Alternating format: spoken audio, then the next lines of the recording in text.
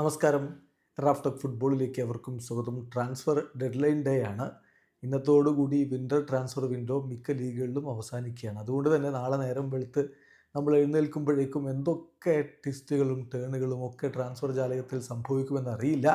എന്തായാലും ഇപ്പോൾ വരുന്ന പ്രധാനപ്പെട്ട ന്യൂസുകൾ ഇപ്പോൾ ചെയ്തു പോകാമെന്ന് കരുതുന്നു. ഇതാ ജാവോ ഫെലിക്സ് എസ് സി മിലാനിലേക്ക് എത്തുന്നു.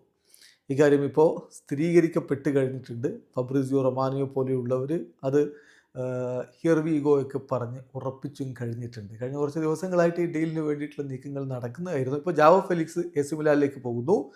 ഒഫീഷ്യൽ ബിഡ് ചെൽസി ആക്സെപ്റ്റ് ചെയ്തിട്ടുണ്ട്. ഇത് ലോൺ ഡീലാണ്, നോ ബൈയിങ് ഓപ്ഷൻ. അക്കാര്യം പ്രത്യേകം ശ്രദ്ധിക്കുക. സോ സ്ട്രൈറ്റ് ലോൺ ഡീലാണ്. Salary A C Milan cover ചെയ്യും. അതായത് 5 മില്യൺ സ്റ്റീർലിംഗ് പൗണ്ടിൻ്റെ ഒരു ലോൺ ഫീ ഇതിൽ ഇൻവോൾവുമാണ്. ജാവോ ഫെലിക്സ് എ സി മിലാനിലേക്ക് പോകുന്നു.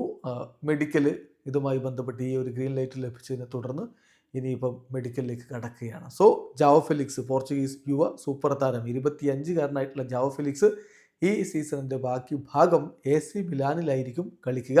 നിലവിൽ അദ്ദേഹം ചെൽസിയുടെ താരമാണല്ലോ. നമുക്കറിയാം, ബെൻഫിക്കയിൽ നിന്ന് അത്ലറ്റിക്കോ മാഡ്രിഡിലേക്ക് വളരെ കൊട്ടിഘോഷിച്ചുകൊണ്ട് കൊണ്ടുവന്ന താരമായിരുന്നു അദ്ദേഹം. പക്ഷേ അവിടെ കോച്ചുമായിട്ട് അത്ര സിംഗിളായില്ല. ചെൽസിയിലേക്ക് ലോണിൽ പോയി, പിന്നെ ബാഴ്സലോണയിലേക്ക് ലോണിൽ പോയി. അത് കഴിഞ്ഞ് 2024 അദ്ദേഹം ചെൽസിയിലേക്ക് ചേക്കേറുകയായിരുന്നു. അവിടെ നിന്നാണ് ഇപ്പോൾ താരം എ സി മിലാനിലേക്ക് ലോണിൽ പോകുന്നത്. വീഡിയോ അവസാനിക്കുന്നു. ഫുട്ബോൾ ലോകത്ത് കൂടുതൽ വിശേഷങ്ങളുമായി റാഫ് ടോക്സിൽ എത്താം.